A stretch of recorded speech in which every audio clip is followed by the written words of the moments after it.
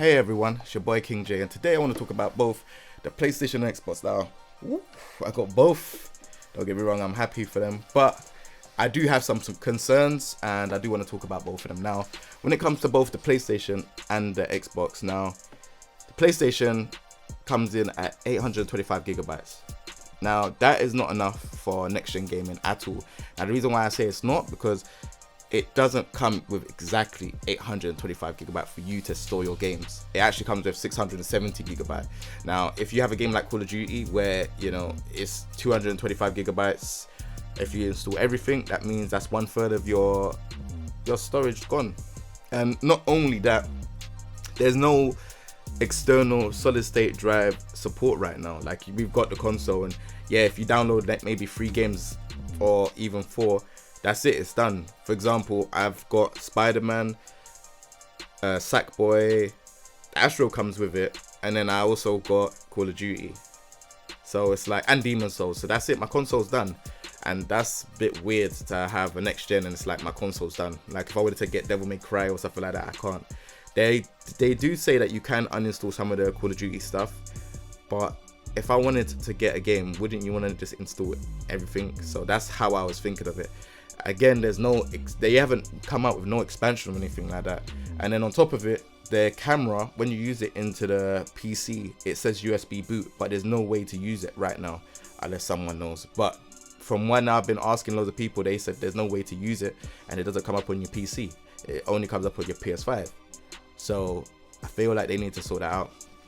And I'd say one more thing about the PlayStation that I really am a bit curious about is there's hardly any games. Where are the games? Like, there's no games. So there needs to be more games. I remember before there was games on the PlayStation 1 when it launched, PlayStation 2, PlayStation 3, PlayStation 4. I'm not saying it's gonna have loads of games, but it's very limited when it comes to games. There's not much going on, and it's not fully backwards compatibility. So, what's going on? But you can download, the good things about it, you can download the games from, PlayStation 4. If you had stuff that you had stored on your old PlayStation, you can download them. But if they are on disc, you cannot re-download them. You have to insert the disc into your machine. So just bear that in mind for digital. I have the disc version, but the digital ones, if you have a game, like for example, I have Tekken 7 on disc. If I have the digital version, I can't re-download it onto my PlayStation 5. You have to insert the disc. Yeah, I realized the same thing. I was like, what? Why do I have to do that?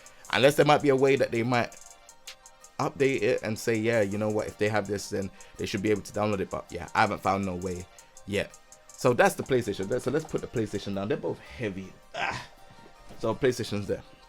Now, let's talk about the Xbox Series X. Now, the Xbox Series X is great console, and the reason why I say it's a great console is because you can do fully backwards compatibility from the first generation Xbox 360, Xbox One X, or Xbox One if you want to call it, because that's where it first started off with the games, to now. Now, again, it's just coming with the same thing, that where are the games? There's not many games that are there. I do feel like they do kind of win at the minute because they have the Game Pass, which is like £30 a month, and when you really check it, you can go fully backwards compatibility. You can literally get 100 games. There's 100 games in the Game Pass. You could choose any of those games to go and play for £30, and I think that's good. I think that's real good, and it's I'm looking out for people that, maybe less fortunate, that don't have any money. They can just get the Xbox Game Pass. Now, the reason why this is a bit funny is because I'm originally a PlayStation guy. Like, I am a Sony guy. When it comes to console wars, I don't really like taking sides because I just like to see what they can do. And right now, I've always thought PlayStation was winning. I don't know who's winning at the minute, but if we're talking about specs and stuff like that, I feel like the Xbox has an edge. Now, the reason why I think Xbox has an edge is because I was talking about storage before, and this has 1 terabyte. This is not 825 gigabyte. This has 1 terabyte. Yeah. And not only that, you have the expansion that you could put, the storage expansion that you could put here. And you know, currently Seagate are doing something for Xbox, so you could have an additional 1 terabyte, whereas the PlayStation, you don't have no additional anything. Like, no solid state drives are working in this right now in a PlayStation, none. And that is just, you know, it's a bit sad to know, but again, they're gonna be updating it. But again, I don't think none of the next gen consoles are ready. I don't think they are, because again, there's not enough games, there's not really much going on with it. Yes, you can say, hey, I got my trophy. Yes, I got my trophy, but there isn't much games going on, and it's like you'll probably find yourself playing the same games that you was playing from the previous generation, because there's not much going on, unless you got Call of Duty on this or Mortal Kombat 11 Ultimate. Those are the 2 games that you can say, all right, cool. Those are the games that I'm interested in. So I would like to see more games. I think both gens are very good. Just for the fact, you know, they both using solid state drives, the way how things look visually, very nice. Again, you gotta have a 4K monitor, even 2K, but again, you're gonna need 4K, I would say, if you really want to see how it looks, especially a monitor that supports HDR as well. I tried it out in my monitor in my bedroom, and yeah, you could definitely clearly see the difference in terms of just clarity.